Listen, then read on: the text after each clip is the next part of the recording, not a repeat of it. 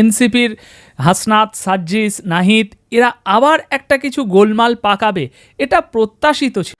আওয়ামী লীগকে নিষিদ্ধ করার জন্য এবার প্রধান উপদেষ্টা ডক্টর ইউনূসের বাসভবন ঘেরাও করে ফেলছে হাসনাত আব্দুল্লাহ। তো বন্ধুরা, এইবার এই বিষয় নিয়ে থাকতেছে আজকের ভিডিওতে বিস্তারিত। দর্শক, এমন একটা কিছু ঘটবে সেটা সকলেরই জানা ছিল। এনসিপির হাসনাত, সার্জিস, নাহিদ এরা আবার একটা কিছু গোলমাল পাকাবে, এটা প্রত্যাশিত ছিল। শুধু জানা ছিল না সেই তারিখটা কবে সেই ঘটনাটা ঘটবে। তো আজ মোটামুটি সেই ঘটার দিন এসে গিয়েছে।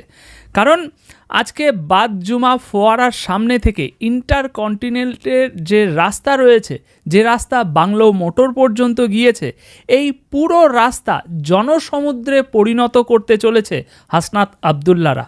কেন?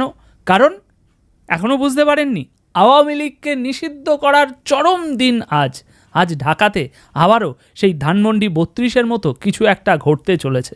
তবে এটা প্রত্যাশিত ছিল যে এই রাজাকারেরা এরকম কিছু একটা অবশ্যই ঘটাবে নির্বাচনের আগে।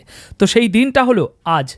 আওয়ামী লীগকে নিষিদ্ধের দাবিতে সারা দেশের জনগণকে জুলাই আন্দোলনের মতো রাজপথে নেমে আসার আহ্বান জানিয়েছে হাসনাতের দলেরা। কিন্তু এখন দেখার বিষয় হচ্ছে, জুলাই আন্দোলনের মতো সাধারণ আম পাবলিক তাদের ডাকে আজ কি রাজপথে বেরিয়ে আসবে, নাকি তাদের দল এবং তাদের দলের সাথে সহমত পোষণকারী অন্য রাজনৈতিক দল ছাড়া সাধারণ মানুষ আজ তাদের ডাকে রাস্তায় নামবে না? দেখার বিষয়, এটা সময়েই বলে দেবে যে ঘটনা কি ঘটতে চলেছে। এখন দর্শক, সূত্র মারফত যা জানা যাচ্ছে যে বৃহস্পতিবার রাত, মানে গতকাল রাত 10টার পর থেকে হাসনাতের নেতৃত্বে যমুনার সামনে অবস্থান নিয়েছে একদল বিক্ষোভকারী। এছাড়াও আপনার এই অবস্থানের পর রাত 1টার দিকে এনসিপির আহ্বায়ক নাহিদ ইসলাম এবং সদস্য সচিব আক্তার হোসেনের নেতৃত্বে দলটির কেন্দ্রীয় নেতাদের একটি মিছিল যমুনার সামনে অবস্থান কর্মসূচিতে যোগ দিয়েছে রাত 1টার পর। আওয়ামী লীগকে নিষিদ্ধের দাবিতে প্রধান উপদেষ্টার বাসভবন এলাকা পর্যন্ত আজকে বড় জমায়েতের ঘোষণা দিয়েছে এনসিপি। রাজনৈতিক দল হিসাবে ফ্যাসিস্ট আওয়ামী লীগকে নিষিদ্ধ কারা করতে চায়, কারা চায় না, সেটি আজকের এই সমাবেশ থেকেই বোঝা যাবে বলে তারা আর কি হুঙ্কার দিয়েছে। তারা বলছে যে আজকেই সবাই বুঝতে পারবেন কারা আওয়ামী লীগকে নিষিদ্ধ করতে চায় আর কারা চায় না।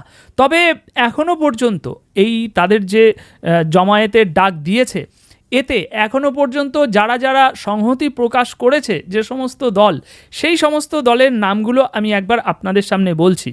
জামাতে ইসলামী, এটা তো অবশ্যম্ভাবিক, জামাতে ইসলামী, এবি পার্টি, ছাত্র শিবির, ইসলামী আন্দোলন বাংলাদেশ, হেফাজতে ইসলাম এবং বৈষম্য বিরোধী আন্দোলনে অংশগ্রহণকারী সহ বিভিন্ন ছাত্র সংগঠনের নেতাকর্মীরা, এই সমস্ত দলগুলো এখনও পর্যন্ত সংহতি প্রকাশ করেছে।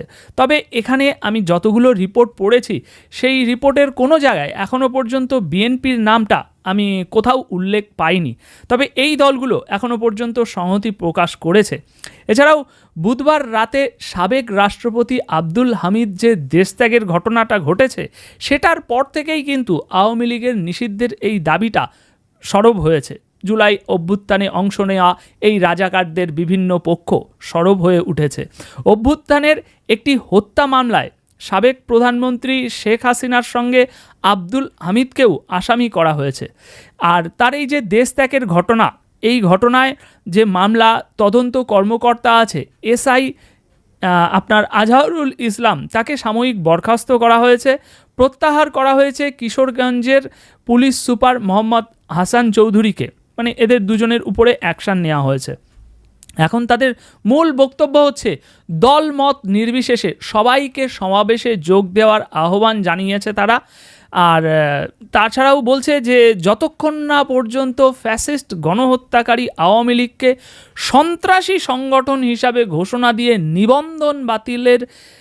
নিবন্ধন বাতিল করে নিষিদ্ধ না করা হচ্ছে, ততক্ষণ পর্যন্ত আমরা রাজপথ ছাড়ব না। তো সেটাই এখন দেখার বিষয় যে আওয়ামী লীগকে সন্ত্রাসী সংগঠন হিসাবে ঘোষণা দেওয়া হবে, তাদের নিবন্ধন বাতিল করা হবে এবং দল হিসাবে রাজনীতি করার সমস্ত যে আর কি অধিকার, সেই সমস্ত অধিকার নিষিদ্ধ করা হবে। এই তিনটি বিষয় না হওয়া পর্যন্ত তারা রাজপথ ছাড়বে না। সুতরাং একটা টান টান উত্তেজনার দিন আজ, যে কি হয় শেষ পর্যন্ত সেটাই দেখার বিষয়। ধানমন্ডি 32-এ যে টান টান উত্তেজনার ঘটনা ঘটেছিল, আমার মনে হয় এই ঘটনাটা তার থেকেও আরও 100 গুণ বেশি টান টান উত্তেজনার ঘটনা।